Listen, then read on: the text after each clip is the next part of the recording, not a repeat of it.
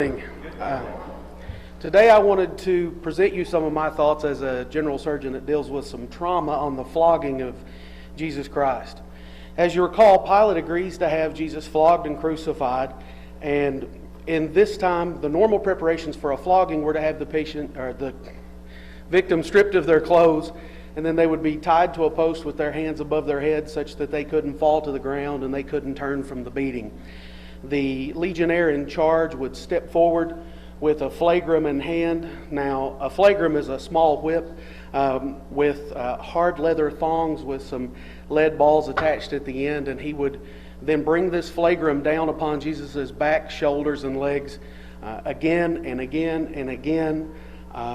Initially, this would cause some tearing of the skin and lead to some oozing from the skin, and then with subsequent blows, as the hard leather thongs would dig deeper and deeper into the subcutaneous tissues and the muscles of Jesus' back and shoulders and legs, would lead to arterial bleeding, more significant bleeding from the muscles.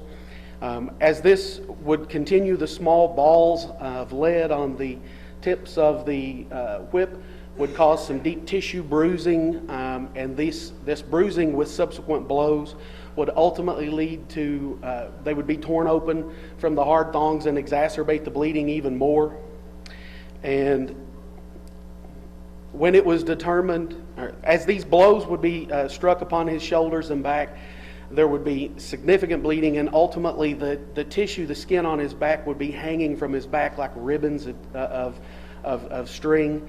And it would get to the point that his shoulders and back would be so mutilated and so bloody that they were an unrecognizable mass from the beating. And as this would happen, the centurion in charge would ultimately decide that the victim was near death, and he would step forward and bring the beating to a stop. Then they would untie Jesus' hands. At this point, he would be half conscious, and he would fall to the ground in a puddle of his own blood and tissue. And the bleeding from this beating would be so significant that Jesus would almost certainly be in at least stage 3 shock. And shock has some fairly dramatic physiologic consequences. One of those being an increase in the heart rate, a decrease in the blood pressure. The patient would be cool and clammy and coagulopathic, meaning they don't form clot very well. And so the body's defensive mechanisms would kick in and try to preserve his life, and he would become confused, and he would become extremely anxious. Now, you also have to keep in mind that the Romans, they see a great joke in this provincial Jew claiming to be a king. And so they move forward with a mockery of Jesus. They put a scarlet robe on his back, and they put a stick in his hand, and they take some small branches with thorns and twist those into a crown and place that on his head, press that deeply such that the thorns dig into his scalp. Now, the scalp is an extremely vascular area in the human body, and I will tell you from personal experience, it can be difficult to control bleeding from the scalp, even in a surgical environment. And so he would have copious bleeding from the thorns. Blood would be pouring down his face. And then they would continue with their mockery. They were making fun of him. They were spitting in his face. They took the stick from his hand, and they were beating him about the head, driving the thorns even deeper into his scalp, making the bleeding even worse.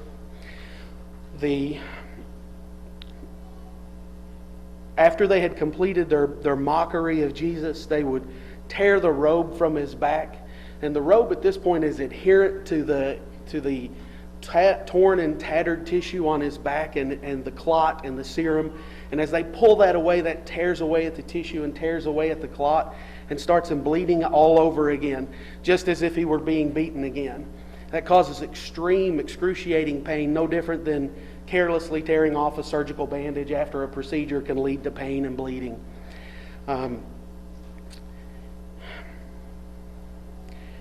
The important portion of this story is to understand that Jesus willingly takes this horrific beating for us. He takes this beating as a fulfillment of prophecy, but also as part of a perfect sacrifice, so that someday we can be forgiven of our sins and have everlasting life in heaven with Jesus.